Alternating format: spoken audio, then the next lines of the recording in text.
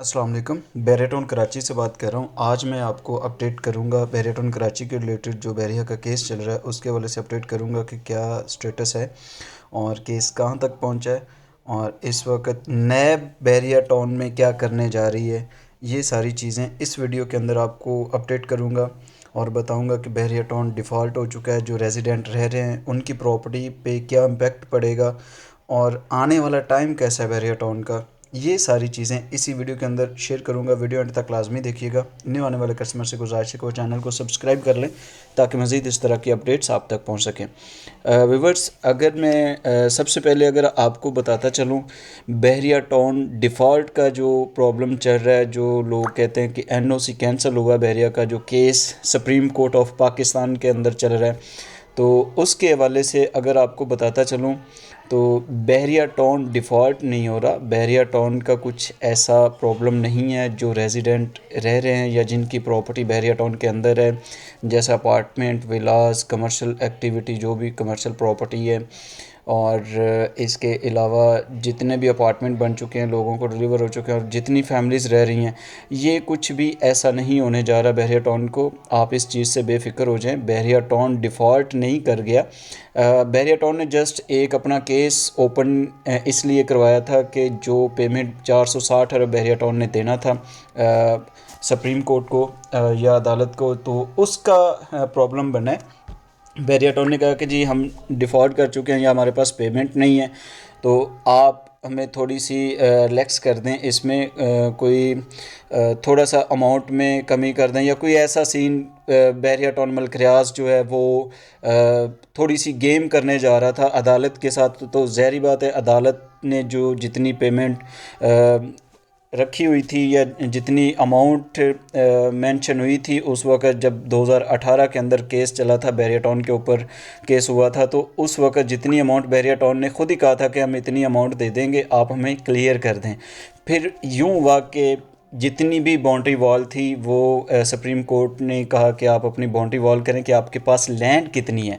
तो लैंड सारी जितनी भी बैरिया के पास क्लियर थी, बैरिया ने उतनी बाउंड्री वॉल की। अब आके 2023 के अंदर बैरियटॉन ने खुद ही अपना केस उठाया, जिसमें बैरियटॉन ने कहा सबसे पहले कि जी हमारे पास जो ज़मीन है वो 16,800 एकड़ ज़मीन है जो हमने पेमेंट की हुई है, लेकिन जो एमडीए की तरफ से हमें ज़मीन दी गई है वो 11,000 समथिंग या 12,000 समथिंग एकड़ है, जो एमडीए की तरफ, मिलिट्री डेवलपमेंट अथॉरिटी की तरफ से हमें दी गई है।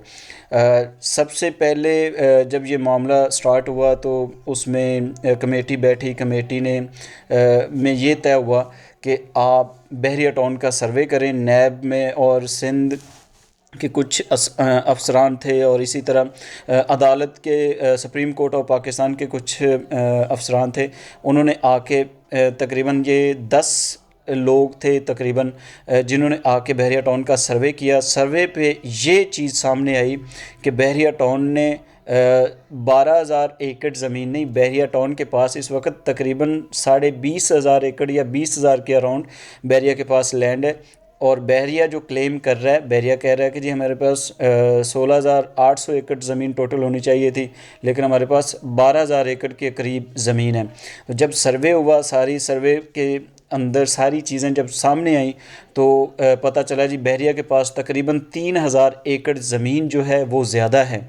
अब देखें, अगर बैरियटॉन पैसे पे नहीं करता, या जो बैरिया के पास लैंड ज़्यादा है एमडीए की, बैरिया को पेमेंट करनी पड़ेगी। अगर एमडीए ना करता सर्वे तो फिर तो और बात थी। अब सर्वे हो गया तो अब ज़ाहिर बात है कि बैरिया के ऊपर थोड़ा सा विबाल आएगा, या तो मलिक रियाज पकड़ा जाएगा या फिर बैरियटॉन को पैसे पे करने पड़ेंगे। और जो बैरियटॉन के रेजिडेंट हैं, सॉरी, सबसे पहले अगर मैं नैब के वाले से आपको बताता चलूँ कि नैब एक्टिव हुई है इस वक्त। नैब ने प्रॉपर जो है अब बैरिया से वेरिफिकेशन सारी करेगी। बैरिया के डॉक्यूमेंट्स और मलिक रियाज से जो वेरीफाई करेंगे, या तो नैब की तरफ से केस बनाया जाएगा मलिक रियाज के ऊपर, या फिर मलिक रियाज को पेमेंट जो है वो सारी क्लियर करनी पड़ेगी। तो इंशाल्लाह आने वाले टाइम पे बैरिया के जो हालात तो वाक़यात हैं वो बेहतर होंगे। 100 90 پاؤنड والا جو پرابلم چل رہا ہے، ایک وہ کیس الگ سے ہے جس میں عمران خان صاحب جو پچھلی گورنمنٹ وزیر اعظم تھے پچھلی گورنمنٹ کے، ان کے ساتھ بھی کچھ چیزیں طے ہوئی تھیں. یہ معاملہ ہم آگے والی کسی ویڈیو میں آپ کو اپڈیٹ کروں گا. لیکن نیب جو ہے، نیب اب یہ سارا معاملہ دیکھے گا.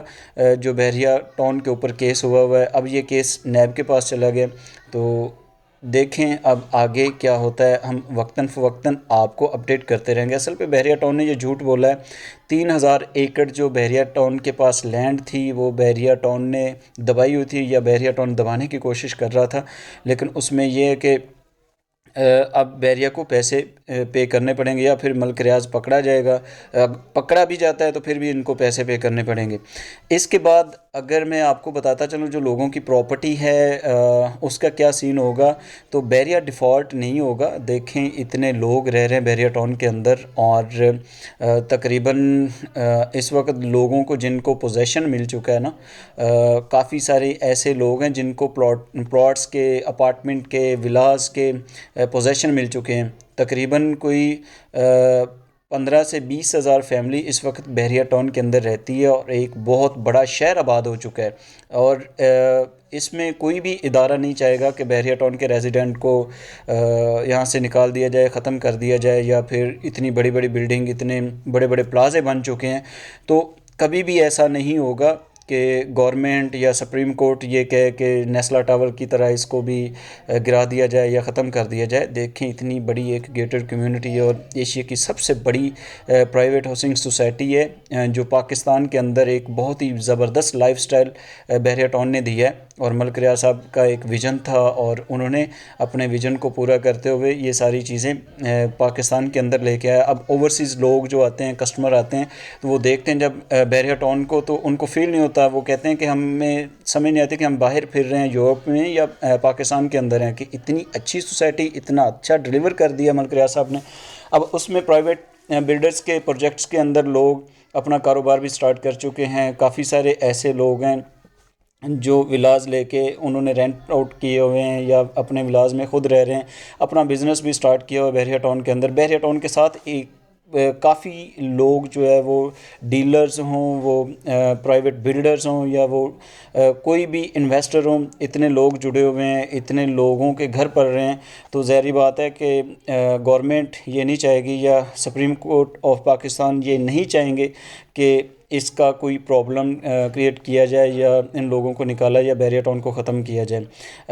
آپ کی انویسٹمنٹ سیو ہے، آپ کی پراپرٹی سیو ہے، آپ کو کسی قسم کا پرابلم نہیں ہے.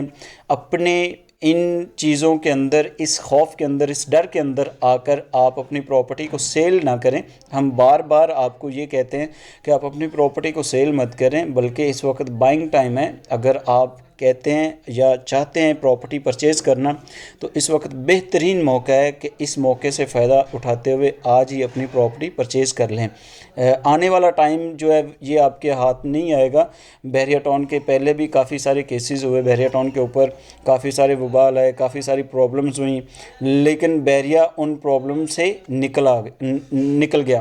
اب بھی یہ جو ایشو ہے، یہ ایشو اتنا بڑا ایشو نہیں ہے. انشاءاللہ آنے والے ٹائم پہ یہ بھی معاملات ختم ہو جائیں گے، اور پراپر یہ بحریہ جس طرح 2021-22 کی یا 2020 کی مارکیٹ میں اٹھا تھا، انشاءاللہ اب بھی یہ دوبارہ بھی ایسے اٹھے گا. اور آنے والے ٹائم پہ آپ دیکھیں گے الیکشن کے بعد انشاءاللہ مارکیٹ بہتر ہو جائے گی. مزید انفارمیشن کے لیے اگر بحریہ ٹاؤن کے اندر آپ کی کوئی پراپرٹی ہے، یا کوئی سیل پرچیز کرنا چاہتے ہیں، بحریہ ٹاؤن کے ریلیٹڈ انفارمیشن لینا چاہتے ہیں، دیے گئے نمبر پر رابطہ کر سکتے ہیں. Thank you.